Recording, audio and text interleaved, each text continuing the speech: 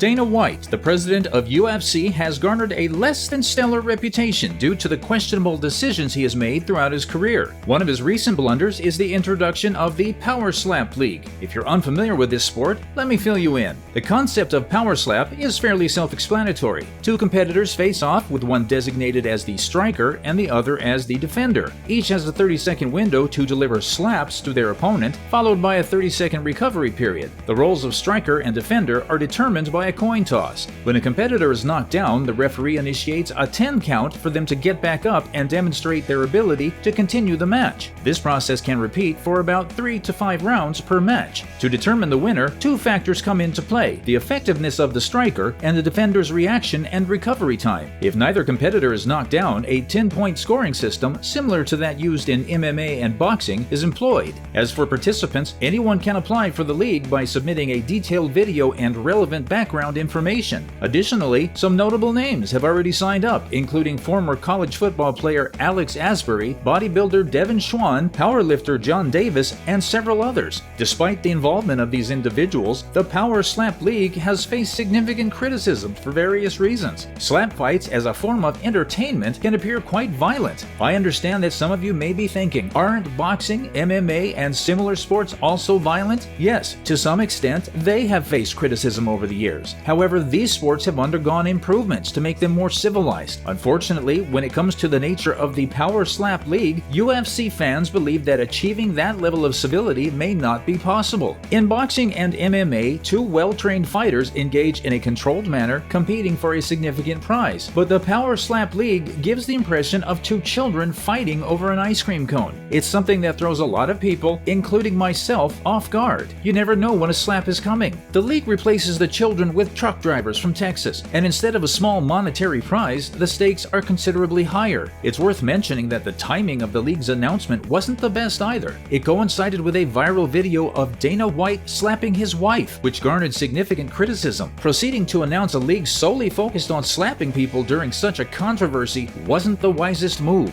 Furthermore, the Power Slap League doesn't seem to require any particular skills, which is another point of concern. I believe Jesus Gaspar showed great potential in his slapping ability during the Power Slap League, and he could have potentially won if it weren't for the fouls. However, comparing this new league to MMA and boxing overlooks the fact that both of those sports require extensive training, skill, and practice. Slapping your opponent until a knockout simply seems foolish to many UFC fans worldwide. Watching two adult men slap each other for a small monetary prize might be entertaining on some level, but it would be akin to watching a high school fight with popcorn. Slapping, no matter how you look at it, doesn't require any significant skill. Additionally, the lack of requirements to join the league, other than willingly subjecting oneself to 30 seconds of slapping, diminishes its appeal. This overall pointlessness makes it a poor investment. It's difficult to comprehend why Dana, as the president of UFC, would consider the Power Slap League a worthwhile venture. While certain moments from the sport may go viral due to their absurdity, such popularity would be short-lived. The league as a whole lacks the potential for sustained success. Comparing it to MMA or boxing would be unfair to those sports which have skilled athletes who have dedicated their lives to their craft. Furthermore, the Power Slap League may present a medical hazard. Doctors such as neurosurgeon Nitin Agarwal from Washington University School of Medicine in St. Louis have expressed concerns about the sport's safety. In martial arts, safety and defense are paramount. If these aspects are compromised, the sport can quickly become not only highly violent, but also extremely unsafe for all participants. Slapboxing as an offensive sport raises serious medical concerns. The doctor provided additional reasons why participating in the Power Slap League would leave individuals defenseless. According to the neurosurgeon, in slapboxing, you cannot use your shoulders or hands to protect yourself from the blows landing on your face. You are unable to turn your head, change angles, soften the impact, or control where you take the blow. This lack of defense makes the sport highly risky and concerning. Agarwal further emphasized that these slaps can have life-changing consequences for the players, but in the worst possible ways. He stated that no amount of training or preparation can truly prepare someone for willingly taking a slap across the their face. The potential for brain injuries from slapping was also discussed. In the video, there were instances where players passed out immediately after receiving a blow from their opponent, celebrating their victory in the process. Agarwal clarified that these players not only passed out, but also suffered concussions and traumatic brain injuries. He expressed concern for the well-being of these participants and highlighted the extensive medical procedures they may have to undergo, such as trauma pain scans, full-body CT scans, and head scans in the emergency room. Overall, the doctor's concerns centered around the severe risks and potential brain injuries associated with participating in the Power Slap League. It is a matter of great concern for the well-being of those involved. Let us know your thoughts in the comments section what you think about this Power Slap League. Also, share and subscribe to the channel if you liked the video.